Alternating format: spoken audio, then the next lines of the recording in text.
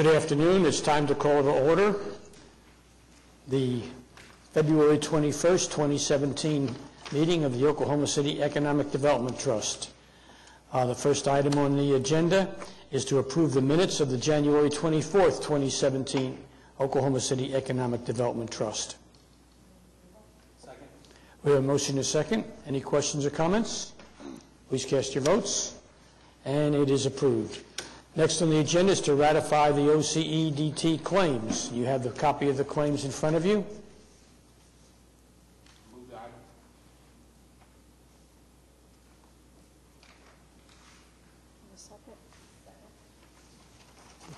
We have a motion and a second. Any questions on any of the claims? Seeing none, please cast your votes. And the claims are ratified. Next are the items that need individual consideration. There's an amendment on a project, 180. Eric, would you like to come up and explain that to us, please, sir? Thank you, Mr. Chairman. I'm happy to present today. We have an amendment and actually change order number 2 for your consideration, and this is for the pedestrian plaza project as a part of Project 180. So if you have actually walked Park Avenue in the last month or two, you'll notice there's been a lot of activity on Harvey Avenue as well, just south of Park. You'll see there's a lot of new stone structures. You're going to see a lot of the park-like features being added to that pedestrian plaza, which leads all the way back to Robinson. What's included in this amendment and change order today, the total is $86,624. There were some add alternate boulders and some things that were not accepted with the original bid. There was some drainage trench grates that were removed, but then later found they needed to be restored.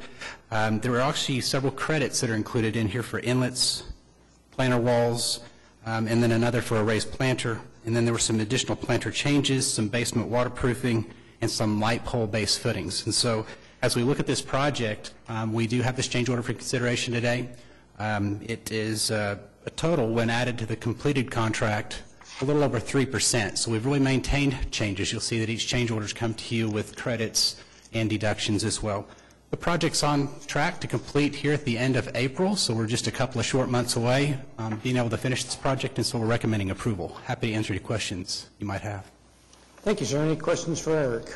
Did you say the end of April? Yes. Okay.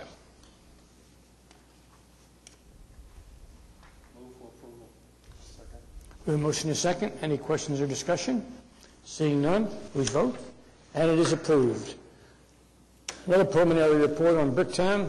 Who's going to? We have Grant Schmitz here with the Cabinets Engineering Company to give us a brief presentation on the infrastructure improvements in Bricktown. Hello, my name is Grant Schmitz with Cabinets Engineering. We're the principal designers for the Phase 2 of the Infrastructure Improvements Project for Bricktown. As you'll see here in just a minute, the Phase 2 of the Bricktown project is going to center primarily along Oklahoma Avenue, between Reno Avenue and Main Street, and we'll have 4 major components of the project. As you can see there, that is where the majority of the proposed work will be concentrated, will be along Oklahoma Avenue. We'll have some lighting improvements that we've done a study on to improve the lighting along Oklahoma and Main Street, and then we'll also be taking out the old gas lanterns that no longer work along Sheridan, and then there's some along Oklahoma Avenue as well. As I said, these are the 4 main components to this project. Our primary goal is to improve the ADA accessibility along Oklahoma Avenue for the sidewalks and sidewalk ramps. And then we'll also be taking out the old pedestrian lifts, improving the street lighting, as I said, and then improving the median landscaping and irrigation that is along Oklahoma Avenue. With the sidewalks and sidewalk ramps, there's a lot of places where just bricks have become old or deteriorated. They have settled, and then now the ramps and the sidewalks no longer meet the ADA guidelines for an accessible path. So we'll be going through and updating those, also improving travel for maintenance vehicles. There's a lot of businesses that have vehicles loading and unloading, and so this will also improve the relationship between vehicles coming in and out of the area with pedestrians trying to walk along Oklahoma Avenue. There's 3 pedestrian lifts that are at the intersection of where the canal comes through and underneath Oklahoma Avenue. Those are currently out of service, and we'll be taking those out and then replacing ADA acceptable ramps that will take pedestrians from the street level of Oklahoma Avenue to that raised level where there's businesses and restaurants up there. As I said before, street lighting, we've done a study, and they'll be improving the lighting along Sheridan and Oklahoma Avenue, as well as taking out all the old gas lanterns, which will be, for the most part, turned over to OG&E. We're working with the city. Different entities want a couple of those for historical purposes. They've been there for a long time, so we're working with the city to decide who gets what and how many. And then, as I said, improving the landscaping and irrigation. They're just right there where Bricktown, right around the canal. A lot of the grass has quit growing and stuff, and pedestrians cross the street and jaywalk and go over it, so we'll be beefing up the landscaping there. Currently, the preliminary cost estimate for the entire project is just under $900,000. As you can see here, we have ordered these in based on the priority that we've established with the City of Oklahoma City. So if things do have to end up coming out, they would go from top to bottom, or from bottom to top, excuse me. Currently, we are on track for final plans to be approved in July of 2017. That would allow us to advertise the project then in August and hopefully begin construction, and by October. We would really like to do construction primarily in the fall and winter months to avoid high traffic areas with the pedestrians. And that's all I have. Are there any questions? Jim. Thank you. Thank you for the overview. A question about the ADA ramps along the canal. Are all those occurring on public property, public easements? They're all along public property or easements, or right there next to some of those businesses, there's revocable permits there. So the city would, which to my knowledge hasn't been used, but we will have to, a few of the businesses will lose some seating, and we'll be working with them to coordinate that. But in the end, it'll work out better, but there will be some seating that will definitely be lost during construction. Okay. Are any of the businesses participating in the expenses? Not to my knowledge. Okay, thank you. Where are the sources of funds for the project coming from? TIF 2. Yeah, TIF 2. Okay. I did not know that. No. The downtown TIF. Yeah. I said that because the funds are generated by the downtown business activity itself. Correct, yes. The funds are generated by increased values in properties in downtown. And they don't come out of this doesn't come out of the general fund? No, it does not come out of the city's general fund. Any other comments or questions? Okay, so what we have before us, let's see if we've got this right, is to accept the preliminary report and then to authorize the preparation of the final plans. The chair will entertain a motion. I'll move the item as requested. We have a motion and a second. Any comments? Or please cast your votes. And it is so authorized. Thank you. Next up is a kind of a companion item. You want to explain that to everybody, Kathy? Item C. Item C is an amendment to the contract for engineering services for the Bricktown infrastructure project to increase the fees by $21,250. I think it's to add the engineering necessary for ADA ramps. Okay. Additional ADA ramps. So this is a companion to the item we just talked about, which also featured the making it more ADA accessible. We have a motion to approve. We have a second. Any questions or comments? Please cast your votes. And it is approved. Next on our agenda is a deed of declaration with Sunshine Commercial Development Project. This is just part of the process that we go through as projects are completed. It's a requirement that prior to the completion of the project that an assessment and prior to excuse me. I was going to cough and then I couldn't get my words out. Prior to completion of the project and prior to providing the assistance and development finance, that we get a deed of declaration of covenants. We amend the deed for the declaration of covenants. So this is for the Sunshine Cleaners project on Class Cost 4. Mr. Chairman, since the packet didn't include the deed of declaration of covenants, just wanted to allow someone for the record to indicate that it's in receipt and approved by the city. The city councilor, the city attorney's office has reviewed that deed. The deed, what it does is it indicates the minimum payment that has to be made in lieu of the ad valorem taxes. If the ad valorem taxes don't meet that minimum annual payment, the property owner is then responsible for making that payment to the trust. It records those procedures on how that is to be made, and then that is filed with the county clerk, and so it will be available to any subsequent purchasers. So the municipal council's office has looked at all this and has given its blessing to it? Yes, it's the exact form that was included as part of the economic development agreement. And I would move the item for acceptance as described. We have a motion and a second. Any further comments or questions? Please cast your votes, and it is so done. Next up is the second amendment on the Criterion Performing Arts Facility. Okay, let's see if I can not cough. This amendment clarifies Section 3.2 regarding the effective date of the development incentive payments on the project. Originally, the payments would not have been effective until 2019, but will be effective in the next calendar year with this amendment. And the development incentive was not to exceed $350,000. We have a motion and a second. Any questions or comments? Please cast your votes, and it is so done. Next, we have a memorandum of agreement with the City of Oklahoma City and Metro Tech on the South Bryant campus. Yes, have we had a presentation about this in the past, or has it just been at TIF review?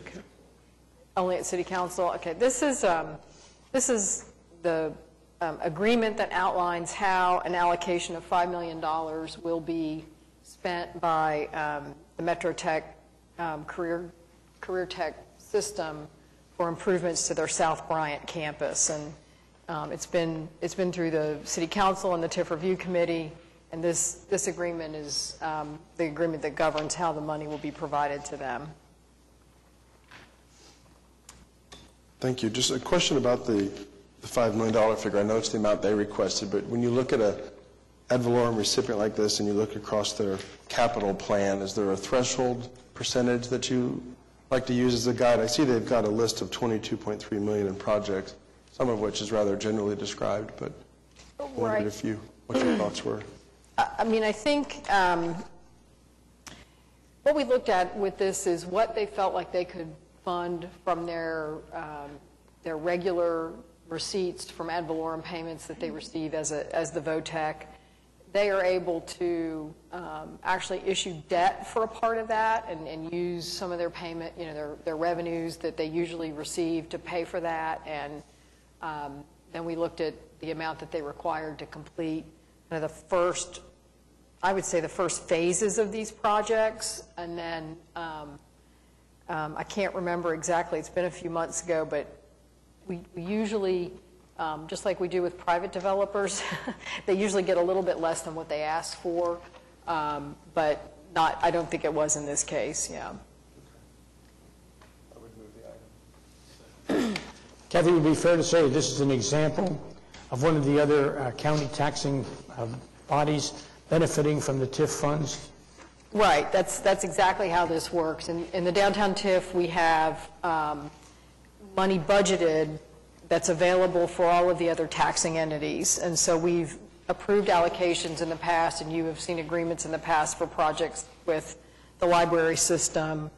Metro Tech has done some other projects, the school district. So this is how we share the increment. They also receive a direct allocation of increment as well in the downtown TIF. I think we have a motion and a second, do we not? Any further questions or comments?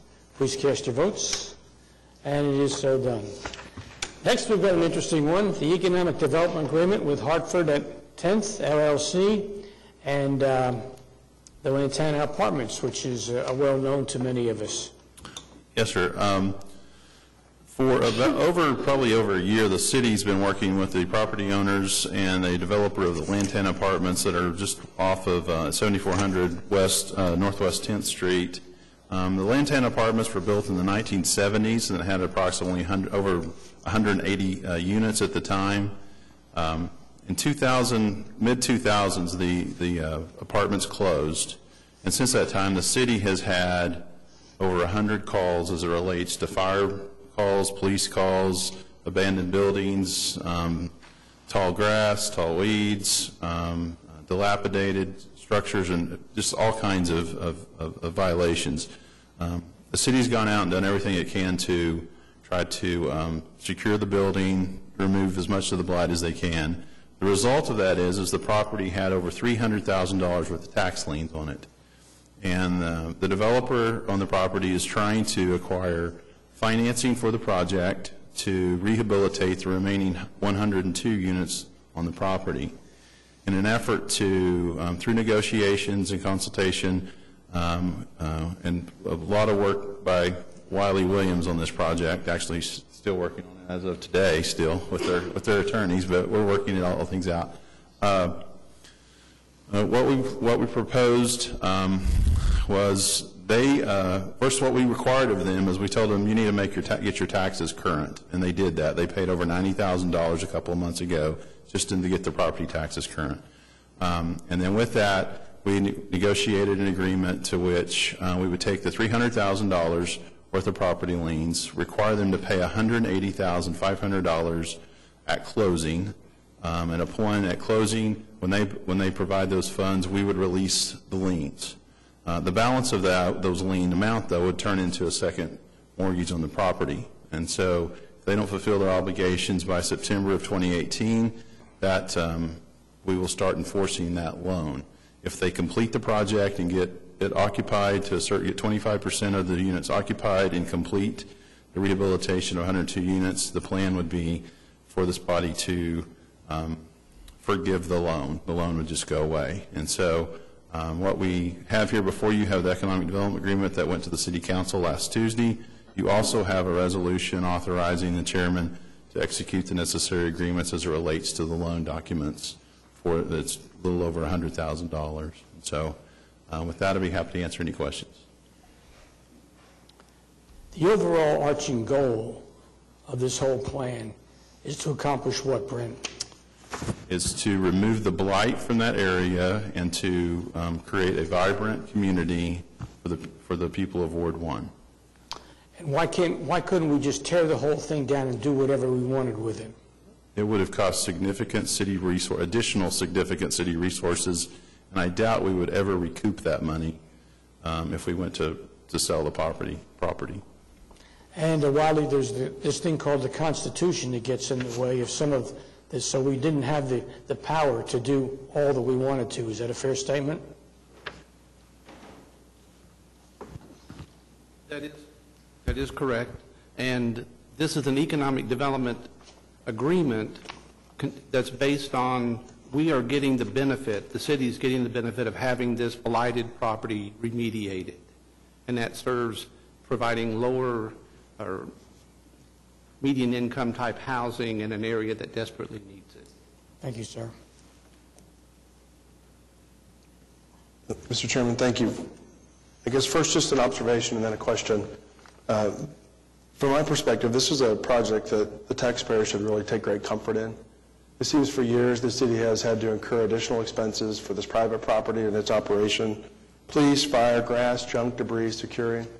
And if you look at all the notices, the dilapidation, all the additional liens, I mean, the city, to its credit, has dotted its I's and crossed its T's to hold this property accountable. Now you have an opportunity to reward somebody for doing right with it. And I just wanted to share a compliment to the municipal council's office or to your office or to the council and the mayor for seeing this through, because it is a tough area. It probably had some tough economics.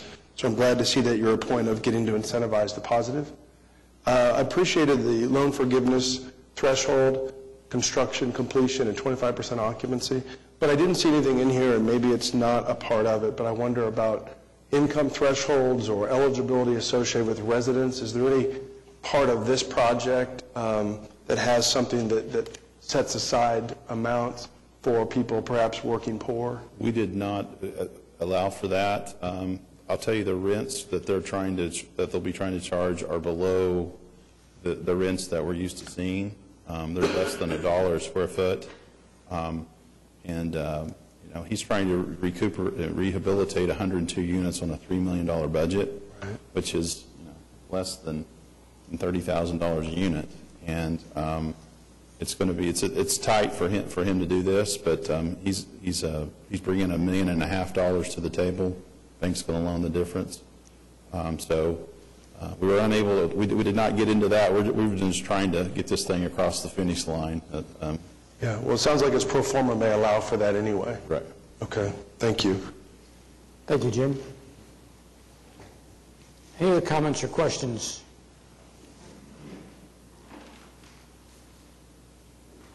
I would move both items, G1 and G2. Can we handle that with one? Okay. We have a motion to approve both G1 and G2. Is there a second? Second. Any further discussion? Please cast your votes. And it is so done. Next is the Alliance for Economic Development fiscal year 16-17 second quarter report. Thank you. In your packet is a copy of our quarterly financials, and I believe and the year-end audit report, although I'm not seeing that in my, oh, there it is, okay. It's behind the general manager's report. Just to hit a few highlights for the president's report from the second quarter, we spent quite a bit of time and activity working, still continuing to work on supporting the development of the MAPS projects and private investment in the MAP, adjacent to the MAPS 3 projects. So we're still in the process of acquiring property for the convention center, although that's pretty much wrapped up at this point. We're continuing to acquire property for the MAPS 3 park and the lower park. And then probably one of the bigger time-consuming projects we took on this past quarter, or continued with this past quarter, was the convention center hotel. The council approved negotiations with Omni Hotels during the quarter, and we began negotiations and working through the details of a term sheet, and those negotiations are still underway. We also began the process of site acquisition for the hotel, and we're able to actually complete some of that just last week, and that'll continue on until we're finished with that. We are continuing to work with the chamber on a lot of job creation prospects. And Kurt, Jeff, and Mike can talk about this, but we seem to be pretty busy right now with lots of different companies that are interested in Oklahoma City, and lots of different site visits and people pursuing, relocating to Oklahoma City. We also continue to do a lot of work in Northeast Oklahoma City. Page Woodson, the redevelopment of the old Page Woodson School into affordable housing is wrapping up, actually. It will be completed in April, and we are working on raising money to finish out the auditorium space so that it can be used as a community service facility. We'll be having some kickoff events and things there during the summer months. Through urban renewal, we continue to work in the JFK area on single-family home development and making progress in that, and continue to work on other types of development in Northeast. The Innovation District is another project area we've been very involved in the last few months. The Brookings Institute selected Oklahoma City and Philadelphia to complete these very intense studies of how we can grow our innovation economy in Oklahoma City. And so I've been chairing a task force on placemaking, and we've had a lot of really great meetings and good ideas about how to improve everything from walkability, bikeability, places to hold events, just lots of different discussion about the kind of the built environment that's a part of the Innovation District, really focused east of I-235. The Automobile Alley is included in the Innovation District boundary, but it's really kind of coming along pretty well on its own, so we really focus east of 235. And the other details about what we work on is in the report, First National, lots of other interesting things that are on the horizon and that we'll be busy with over the next few months. Is that it? Question, Kathy. You mentioned that one of the projects that you've been involved with is the Page Woodson. And that is a mixed-use development, which will include an affordable housing component. Right. And to get that done and to get the financing arranged, there had to be some tax credits applied. Right. Yes. So when you hear tax credits, you need to figure out what the money is being used for before you either come out in favor of it or against it. And here we're using it to promote affordable housing, which Jim had earlier advocated, wondering if it was going to be involved in another project, which it was not. Right. Yeah, the developer in this project is using they're called low-income housing tax credits. It's a federal tax credit. The state does have an affordable housing tax credit, but it is not available in Oklahoma County, Tulsa County, or Cleveland County. I'm not really sure why, but anyway, we could use it.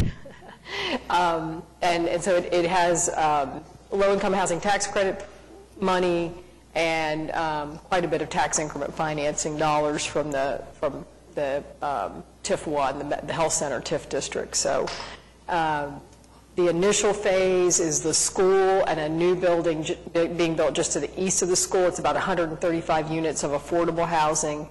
And then the developer started a market rate phase just to the north, actually the 1st of February. That is about 43 units of market rate housing. So as each phase comes along, it will have some combination of affordable and market rate housing. And we may even do some senior affordable housing in the area. And these tax credits also played a part, did it not, in an anniversary, a birthday that we're just celebrating right now, a 10-year birthday for the Skirvin? That's right. No low-income housing tax credits in that one, but state and federal historic tax credits were a very important part of that project. And they're essential to the redevelopment of the First National Center. Thank you, ma'am. Any other comments or questions?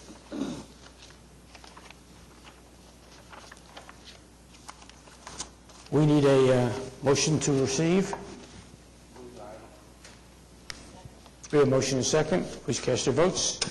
And is received. Next up, the general manager report. I don't know that there's really that much to note in this. It has all of the financials that are updated through January 31st. I think maybe the main thing is that we may have some, like the TIF 2 expenditures are now on 2 pages because the font was getting too small to read it, which I appreciate. And on TIF 8, the fund balance may be overstated by about $11 million since the minimum ad valorem payment was received, but the debt service payments had not been made by January 31st. So just a timing issue. Questions or comments? Again, we need a motion. No, don't need a motion. All right, moving along. Next up, comments from staff. Seeing none, any trustees with any comments? Congratulations to Mr. Pettis on his recent election. Congratulations, sir. Mr. Chair. That was not intended to be a reciprocal. That was not a softball for me, John. That was a compliment for you, sir. Citizens to be heard. Seeing none, thank you for coming. We are adjourned.